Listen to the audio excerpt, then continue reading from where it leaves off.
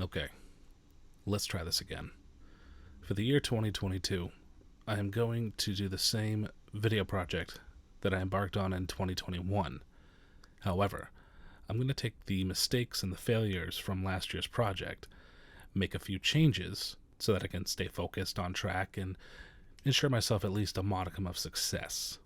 Now, in my recap video, I discussed why the project failed, but here are some of the main points. I had too many goals. I had no focus or real plan or direction. I had poor time management skills. I lacked accountability, and I allowed self doubt to get in the way.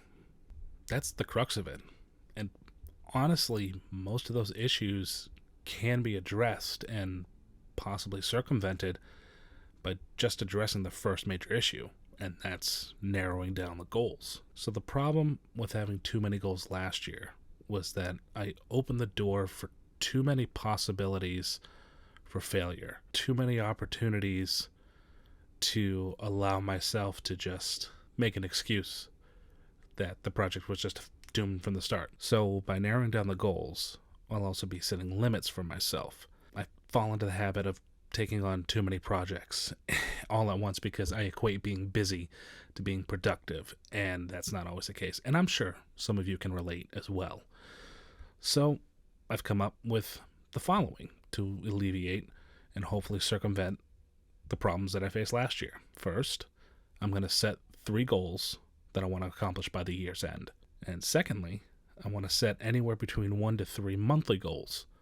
The yearly goals are things that will involve my business and personal major milestones that I wish to accomplish by the end of the year. For monthly goals, I plan on making those more focused on personal projects, creative projects that I want to complete. So, what are my 3 goals for the year?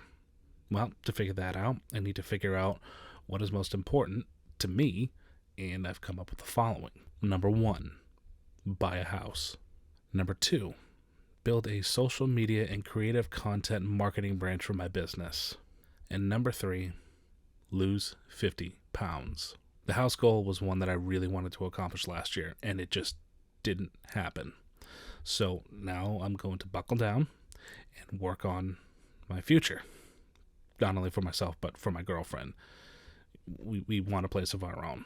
We're pretty much understanding that we're not getting rid of each other, so getting a house together is only the next logical step in our relationship. Plus, I kind of want to have a dedicated office again. I'm going to have my cubicle at the real estate brokerage I hang my license in, but having a home office was sure nice for a while. But for now, we're going to shoot in the void because it's comfy in here. On the second goal, I wanted to continue building my business. I feel that continuing to build on it and go outside the bounds of its current offerings is crucial to potential longevity and success. It's easy to get complacent and comfortable seeing the success that I had in 2021 because I had a lot of shoots. And if I wanted to rely on similar projections, sure, that's nice, but, things could happen. Market could slow down and I might not get as many listing shoots as I did last year. And last year was pretty full. I mean, I've always felt that discomfort is necessary for growth. Stepping outside the boundaries of what I know and am comfortable with, I want to build on that new aspect of my business, and I think that will be paramount to this year's success.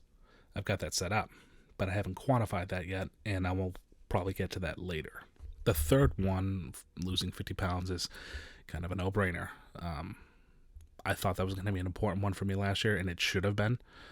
My personal health is something that I've neglected for a long time. I'm overweight. Last time I checked, coming into this year, I was 313 pounds.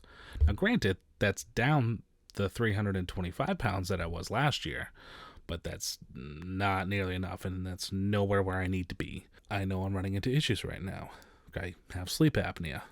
I have lower back pains. I have sore Achilles tendons. So I don't want to deal with that. I'm going to deal with that eventually, but I'd rather try to stave that off just a little while longer. What you might not know, and actually what you wouldn't know, is that I played baseball last year. I love baseball. I love watching it. I've always loved playing it. And when I had an opportunity to play, I jumped and took that chance. Let me tell you, I was not ready.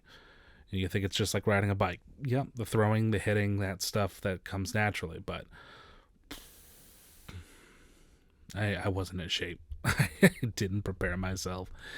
Now, I was never a skinny kid by any means, but I had a better athletic build to myself. I was always a little chubby. Certainly something that I can at least work towards again. And I plan on playing this year.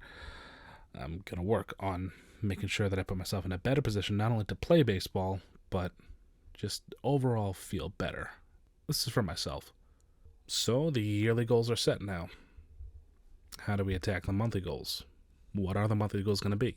Those are going to be geared more towards creative projects, songwriting, script writing, directing and shooting creative narrative short films, stuff like that. If I have the idea floating in my head, I can set the goal at the beginning of the month and either look to get a portion of it done or the entire thing done. It all depends on what it is. Problem I ran into last year was that I set a number for those things, and when I didn't hit that number, it felt like a failure. The creative projects are going to be the personal things that, kind of want to put on the channel and share with everybody. I mentioned in my last video that I did complete a song, recorded it, and I published it privately and entered it into a contest. Now, I wasn't entering it in the hopes that I would win. I mean, a little part of me, yes, I would have loved to have, but knowing where I was, the long shot, negativity is part of the creative process. I don't know of any creative endeavor that's been universally loved and has zero detractors. So I was going to be somebody. You can't please everybody. And so there's no point in fighting the criticism that is bound to befall any artistic output. And if I am going to post and publish any of these creative endeavors that I do, then I'm expected to get negative feedback, right? The point of saying that was that the person was doing live reactions to all the entries. And when it came to mine, I was reading the live chat, saw all the critiques and criticisms of the audience, and it just shrunk into myself because I thought, this is why I don't do this stuff. This is why I don't want to put it out there to people. But the person reviewing the song had a good word for it and moved on. And just like that, everybody forgot about it. In addition to tackling the lack of accountability that I had last year, this year I'm actually going to set myself a video schedule. I am going to release one video a week, whether that's one of these talking heads from the void, or if it's the publishing of one of my creative endeavors. I am going to release a video on Thursday of every week, and if I have more time to do more videos, probably Monday. But goal is one a week. 2 would be ideal. 3 would mean something is clicking and moving forward, but goal is 1, flex is 2. The reason why I didn't set a sort of release schedule for last year was because I convinced myself that the project was just for me, that I was going to be the only one looking at it, that this was going to be an accountability record for myself. And at first it was. I never shared any of those videos with anybody. The only people that ever would get the notification would be those on my subscriber list. And that was because I feared the negative feedback that I would receive. And I know I've got to get over that. It's not that I can't take criticism. It's just I want to please everybody. And I know I can't. I'm looking to make this year more successful than the last. And I know I can, with a more focused plan. I'm going to use YouTube to my benefit. And hope you come along for the ride. Thanks for watching. I'll see you in the next one.